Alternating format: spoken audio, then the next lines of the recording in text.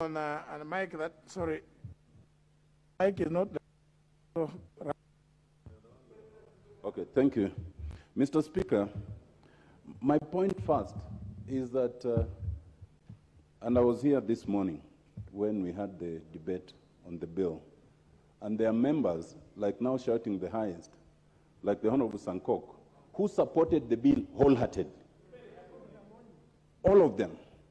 And praised it and did everything. Honorable Baya, please. Yes.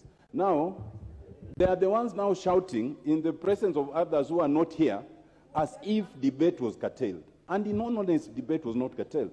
So the first point, Mr. Speaker, is to give you a direction. Do we kill the processes merely because there are members who are absent who feel that they were not heard? Because everything that I'm hearing is not so much about process, it's about the content, and they were not here. Secondly, Mr. Speaker, is your direction in terms of how to determine the leave of the House. Where something needs to be done with the leave of the House, is it determined by majority or minority? Because only 7 people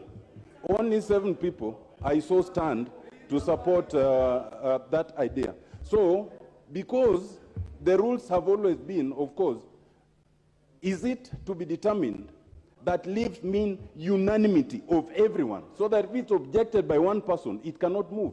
Because unless that is the Honorable Ichungwa is really behaving as if he's in a marketplace. We were all quiet when he was speaking, and he's a ranking member. He should surely allow others to speak. Because if you are right, your point will sail through. You don't have to shout. So my point, Honorable Speaker, is do we determine leave of the House by requiring that there must be unanimous decision on it? Or is it simply on the determination by the Speaker? Because it appears to me that the majority would have wanted, to go in that way. Lastly, Mr. Speaker, I'm happy with the guidance you've given in terms of what the House Business Committee did. Because it is true that bills should not stay in committees forever, especially those that need to be fast-tracked.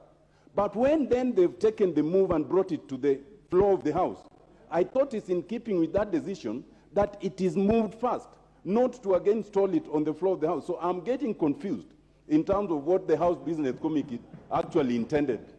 Thank you, Mr. Speaker.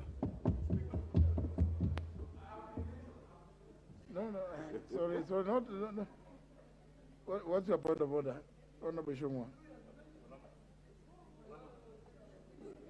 Thank you, Honorable Speaker. Honorable Speaker, maybe just to inform my good friend and colleague, Honorable Otiende Omolo. Leave of the House, Honorable Speaker, and I'll just read for him, standing order number 2.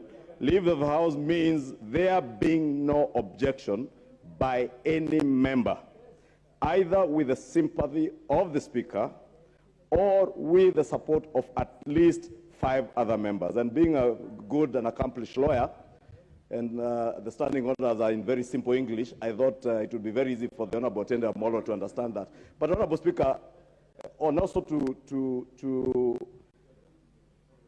the chair of the committee, Honorable Speaker, it's completely out of order for the chair of the committee to be imputing improper motive on any member who has risen to his place, like the Honorable Owen Baya, to speak to some of the issues and the amendments. And the Honorable Chair is misleading the House that indeed amendments were in the report. And we know, Honorable Speaker, amendments become amendments of the House once they are approved by the office of the Speaker and published on the order paper. The amendments on this order paper were only published when this order paper was published last night.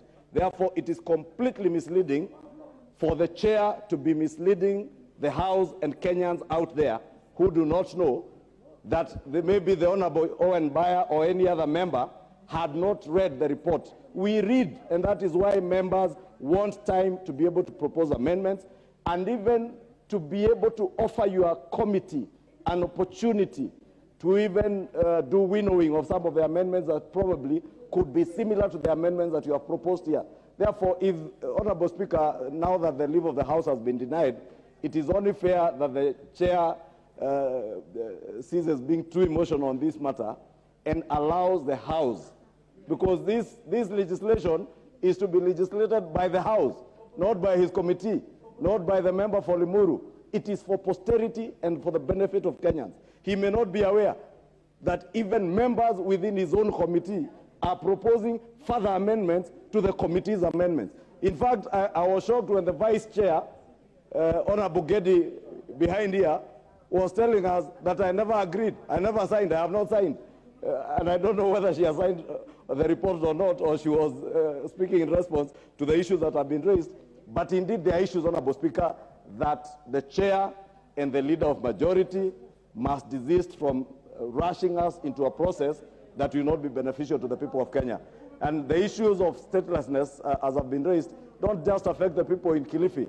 I have constituents in Kabete, in Mugoga, some in the Honorable Muadhi's constituency, the Shona community, that has now moved to Rironi, in Keno, here in Hurlingham, the Shona community is there, Honorable Speaker. And as much as we have addressed some of the issues that we do not want to be rushed into, unless you have other ulterior motives that you are not telling the people of Kenya.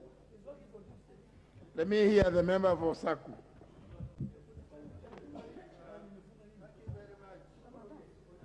Thank you very much, Honorable.